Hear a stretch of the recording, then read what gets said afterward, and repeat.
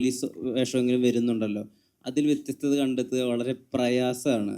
ഇപ്പം ഇതിനകത്ത് അയാൾക്ക് പണത്തിനോടുള്ള കൊതി, തലവനിലെ സിസ്റ്റത്തിനകത്ത് തന്നെ നിൽക്കാനുള്ളൊരു ഒരു ശ്രമം, അങ്ങനെ ഓരോരുത്തരും എന്തെങ്കിലും വ്യത്യസ്തമായിട്ട് കണ്ടുപിടിക്കണ്ടല്ലോ. ഇത് എത്രമാത്രം ശ്രമകരമാണ് ഒരു പുതിയ പോലീസുകാരനെ മനസ്സിൽ രൂപപ്പെടുത്തിയെടുക്കാൻ? നല്ല ശ്രമകരമാണ് ആക്ച്വലി. ഞാൻ ഒരുപാട് ഒരു പോലീസ് ക്യാരക്ടേഴ്സ് ഒരുപാട് വരുന്നുണ്ട് എനിക്ക്. നമുക്ക് കുറച്ച് മടുപ്പുണ്ട് തന്നെ പറയാം. അതിൽ നിന്ന് ബെറ്ററായിട്ട് സെലക്ട് ചെയ്യാൻ ഒരു സിനിമ കഴിയുമ്പോൾ നമ്മളൊരു പെർഫോമൻസ് വഴി ഒരു ആക്ടർ എന്ന രീതിയിൽ ഒരു ബെറ്റർമെന്റ് ഉണ്ടാകാൻ വേണ്ടി ഒരു ക്യാരക്ടറിനെ പെർഫോം ചെയ്യാൻ സ്കോപ്പ് ഉണ്ടോ എന്ന് നോക്കും നമ്മൾ.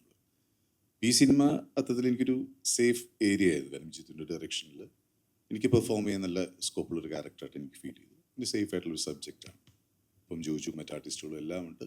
ആ രീതിയിൽ വേറൊരു നെഗറ്റീവ് ഷെയ്ഡുണ്ട് ഈ ക്യാരക്ടറിന്. ഒരുപാട് ഇമോഷണൽ, അങ്ങനത്തെ ഒരുപാട് തലങ്ങളിൽ കൂടെ നമുക്ക് ആക്ടർ നിലയിൽ പരീക്ഷണം നടത്താനുള്ള ഏരിയകളുണ്ട്. എനിക്ക് പറ്റുന്ന സ്കോപ്പ് ഉണ്ട്. ആ രീതിയിലാണ് സെലക്ട് ചെയ്യുന്നത്.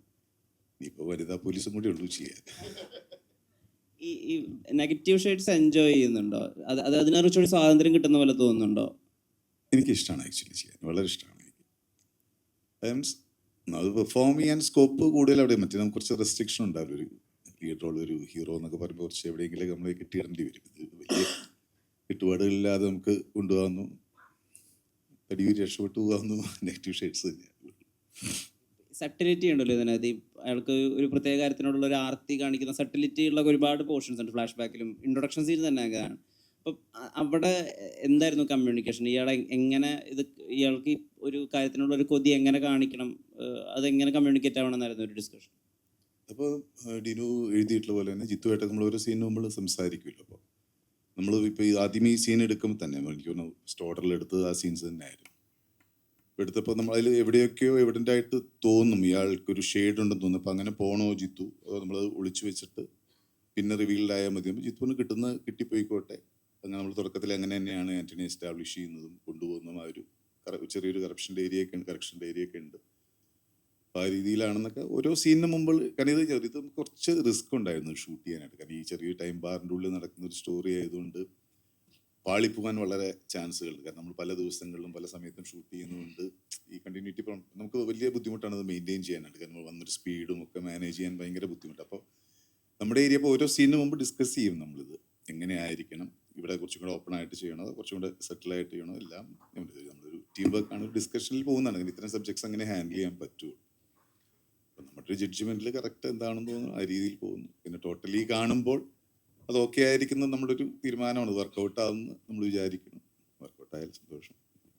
വലിയ കാര്യം പറയണേ, ഓരോ ഷോട്ട് കഴിഞ്ഞിട്ട് ഒരു ഷോട്ടൊക്കെ കഴിഞ്ഞിട്ട് ഞങ്ങൾ ഒരുമിച്ചിരിക്കുന്ന സമയങ്ങളിൽ വിജയൻ്റെ ആകെയുള്ള ആശങ്ക എന്ന് പറയുന്നത് അതിൻ്റെ കണ്ടിന്യൂറ്റി.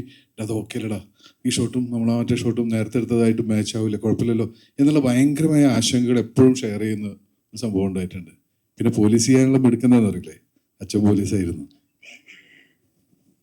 ഇങ്ങനത്തെ ഒരു സബ്ജക്റ്റിനെ നമുക്ക് കാണുമ്പോൾ പെട്ടെന്ന് മാറ്റം തോന്നി. ഇപ്പോൾ ഒരു പേപ്പർ വെയിറ്റ് ആണെങ്കിൽ പോലും നമ്മൾ പിറ്റേ ദിവസം വേറെ അത് മാറിയിരുന്നാൽ പോലും നിങ്ങൾ കാണുന്ന ഈ 1 മണിക്കൂർ സ്പാനിൻ്റെ ഉള്ളിൽ കാണുമ്പോൾ ഭയങ്കര കണ്ടിന്യൂറ്റി ജമ്പൊക്കെ ഫീൽ ചെയ്യണം. അപ്പം അങ്ങനത്തെ ടെൻഷൻസ് നമ്മൾ ആക്ടിങ്ങിലൊക്കെ ഭയങ്കരമായിട്ട് ശ്രദ്ധിക്കുമായിരുന്നു. എല്ലാവരുടെയും കാര്യം എല്ലാവരും ശ്രദ്ധിക്കുമായിരുന്നു മാക്സിമം.